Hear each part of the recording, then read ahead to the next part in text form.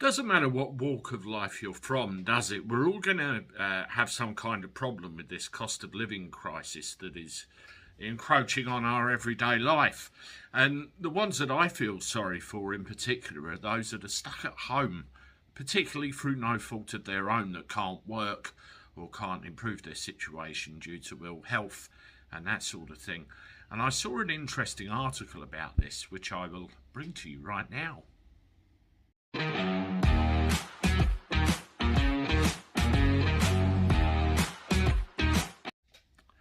Hello everybody, welcome back to the channel. Hope you're doing alright. We've got the weekend ahead, haven't we? Let me know what you're up to in the comments below.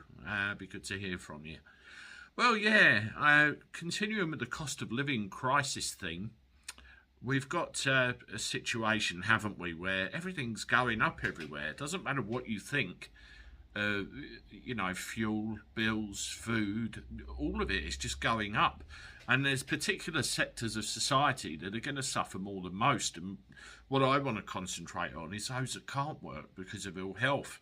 There's an interesting article here entitled Money Saving Advice for Arthritis Sufferers During Cost of Living Crisis. Extra costs associated with physical conditions can increase financial pressure from the cost of living crisis. There's a friend of mine that springs to my mind straight away that can't work because of various physical ailments and fits into this category immediately. While most people across the country are feeling the effects of the cost of living crisis, those living with disabilities are finding it especially difficult. The rising costs of goods, electricity and gas are adding financial pressure on those who have to pay extra just to get by day to day. For example, those living with painful conditions such as arthritis may rely on keeping the heating on to help ease suffering throughout the body. I mean, my friend I referred to, he said he was, getting achy joints and things. I said, you've got the bloody heating switched off, haven't you? Yes. People diagnosed with arthritis and other conditions that affect the joints, muscles, neck and back face additional costs during the cost of living crisis, such as paying for medicine, food and travel, all of which have increased. Charity versus Arthritis ran a survey that found that among those affected by arthritis, or MSK, 9 in 10 are worried about the cost of heating their homes this winter, with nearly a third already skipping meals and eating far less. That's the old heat or eat adage, isn't it? And I'm going to bring you news of a charity that's contacted me over the next couple of days, and hopefully we can help them get some support. 94% of those surveyed said the cold in winter makes their condition worse. James Taylor, Director of Strategy at Disability Equality charity Scope, says life costs more if you are disabled. That's a proven fact.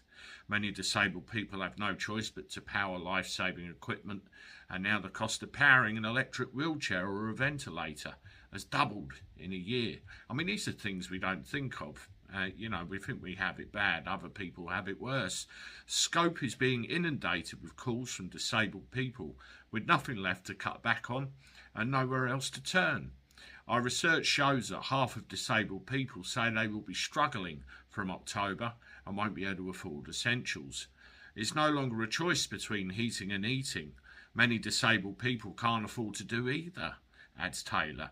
Some have been pushed into debt to pay their bills.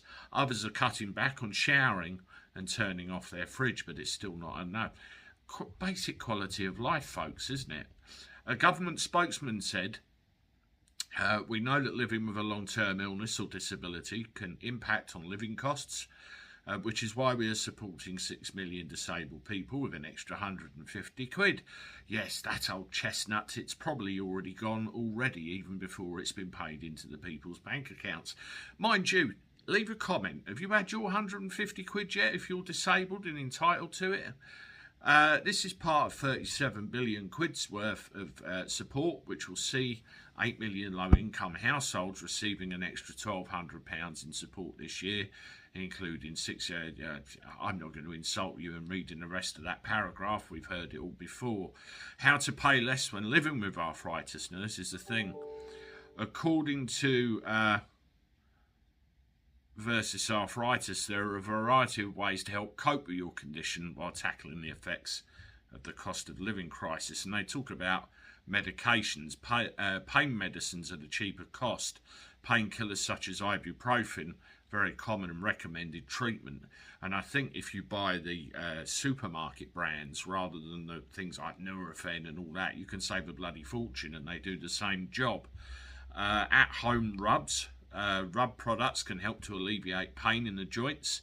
However, the product can get pretty expensive. For a cheaper alternative, you can try warm olive oil.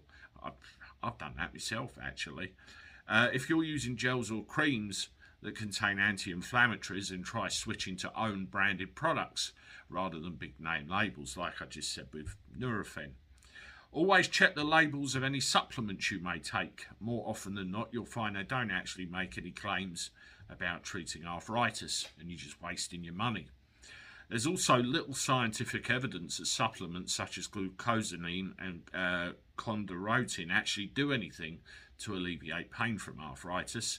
The only exception to this are omega-3 fatty acid supplements, which may help with rheumatoid arthritis. I think you get them in cod liver oil, don't you? If you take supplements regularly, try going off them for a few weeks and see if you notice any difference. So a few tips there and a little bit of general information, but you know, this is what this community is. Andy the Gabby Cabby, we're all here, we're all trying to support each other, look out for each other. If you've got ailments or if you need help, leave something in the comments below. Let's get talking about this and try and help one another out. Anyway, I'm off, and I'll see you with another one soon. Toodaloo.